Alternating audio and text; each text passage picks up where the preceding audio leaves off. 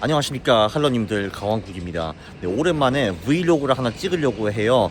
요즘 미중 무역 전쟁 때문에 중국이 대단히 핫하거든요. 사실 뭐 그것 때문에도 그렇지만 일단 중국 주식이 굉장히 싸요. 밸류에이션이 낮고 그러기 때문에 저는 최근에 중국 주식에 관심을 굉장히 많이 갖고 있습니다. 특히 여기 요즘 경기가 안 좋아서 돈이 많이 풀린다라고 하거든요. 사실 경기보다는 돈이 더 중요하거든요. 네, 그래서 중국에 대해서 얘기를 좀 하려고 합니다. 네, 참고로 여기가 이제 힐튼 호텔이고요. 쉔젠에 제가 지금 와 있어요. 제가 여기 가끔 오는데 여기가 가성비가 굉장히 좋은 호텔입니다. 네, 그리고 중국이 오면 느껴지는 게 뭐냐면요, 차로 인한 매연이나 소음이 거의 없어요. 왜냐면 거의 다 전기차거든요. 여기 보면은 초록색 번호판 보이잖아요. 초록색 번호판이 전기차이고, 이제 파란색 번호판들도 있는데 이제 그런 것들은 내연차입니다. 근데 내연차가 훨씬 더 비싸대요. 그래서 대부분 사람들은 전기차를 타고 다니고 있죠. BYD 뭐 이런 것들. 네, 그래서 확실히 여기 매연이 별로 없어요. 제가 독일에 오래 살았잖아요. 독일은 맨날 무슨 뭐 친환경 어쩌고 뭐 전기차 어쩌고 하는데 하는 게 아무것도 없거든요. 근데 실제로 이 중국에서는 전기차가 내연차보다 훨씬 많은 거를 보고 저는 사실 굉장히 놀랐습니다. 택시, 버스 이런 것도 다 전기차인 것 같고요.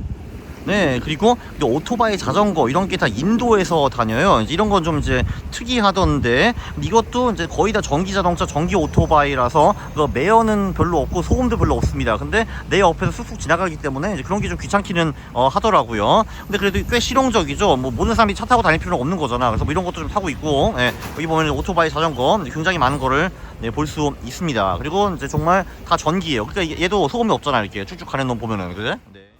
네, 전기차가 많기 때문에 당연히 충전 시설도 엄청 많은데요. 요거는 니오라는 회사인데 여기는 이제 충전이 오래 걸리기 때문에 배터리를 이제 통으로 바꿔주는 이제 그런 식으로 충전을 하는 회사예요. 그래서 한 3분밖에 안 걸린다라고 하더라고요. 네, 거기 써있네. 3분 어쩌고 저쩌고라고. 네, 그래서 이런 게 이제 다 있기 때문에 전기차 인프라가 중국에서 굴러간다라는 겁니다. 한국은 이게 구축이 아무래도 잘 안 돼 있고, 뭐 독일 이런 데도 뭐 말할 것도 없죠. 거기도 뭐 되는 게 아무것도 없으니까요. 그래서 진짜 친환경 하는 애들은 유럽 애들인데 정작 하는 거는 중국이야. 이게 굉장히 신기하더라고요. 네, 선전에는 이런 고층 아파트들이 굉장히 많습니다.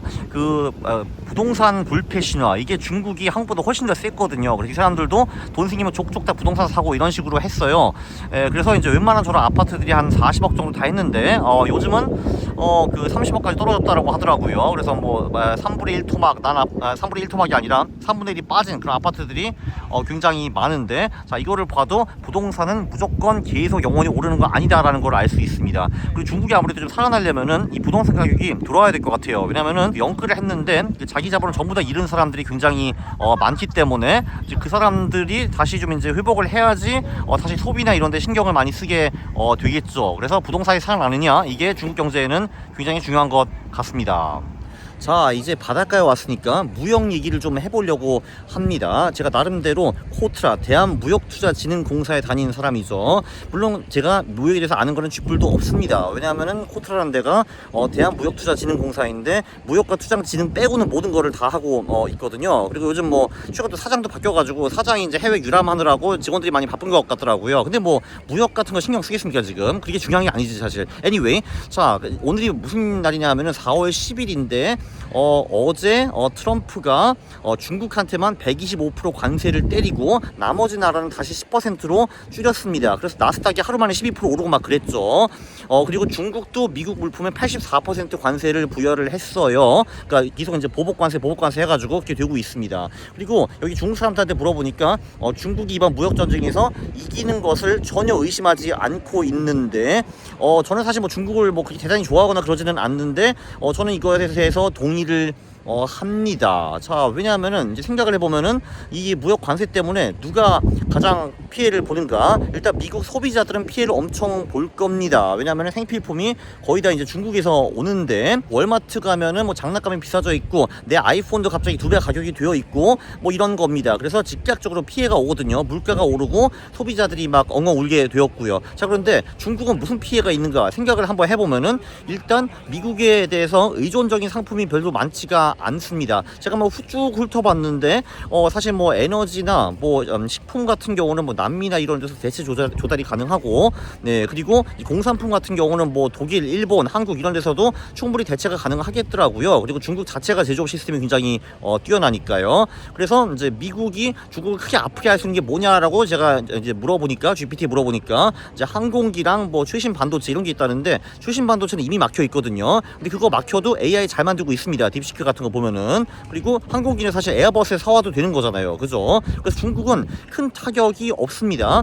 예, 그리고 물론 미국에 수출하는 기업들이 타격을 받을 텐데, 근데 이거는 사실 이제 그 큰 기업들 몇 개면은 분명히 중국 정부에서 대출을 해두든지 뭐 지원을 하든지 해가지고 굶어 죽지 않게 버티게 하고, 그리고 얘네들은 이제 뛰어난 상품을 만들기 때문에 이제 그거를 미국이 아니라 뭐 유럽이나 아시아 딴 데 팔 수도 있는 거잖아요. 그렇죠? 그래서 그 시간만 벌어주면 제가 보기에는 될 것 같거든요. 알리, 티무가 하듯이 딴 나라에 덤핑을 엄청 많이 하겠죠. 그 자기네 이제 미국 못 파는 그 재고 같은 거를 그렇게 살아나면 될 것 같아요. 그래서 제가 보기에는 누가 봐도 이게 미국이 피해가 크고 중국이 더 적은 것 같거든요. 중국 사람들은 똑같이 생각하기 때문에 우리가 이긴다라고 생각하는 것 같은데, 뭐 저도 생각이 얼추 비슷합니다. 일단 그 미국 시민들은 관세 이런 거 잘 모르니까 가만히 있더라도 다 나중에 월마트 가가지고 이제 fuck my groceries, man, my clothing, my 옷 이게 2배가 됐어. 어떻게 what the fuck 할 거 아니에요. 그리고 이제 아이폰, 요즘 사실 의식주가 있고 그리고 핸드폰이 이제 현대인의 인생에서 제일 중요한데, 일단 옷도 다 중국 거고, 그리고 핸드폰도 중국에서 만들잖아요. 이제 이게 2배가 되면은 미국 사람들이 펄펄 뛰겠죠. 월가는 이미 펄펄 뛰고 있고요. 주식이 많이 빠졌기 때문에.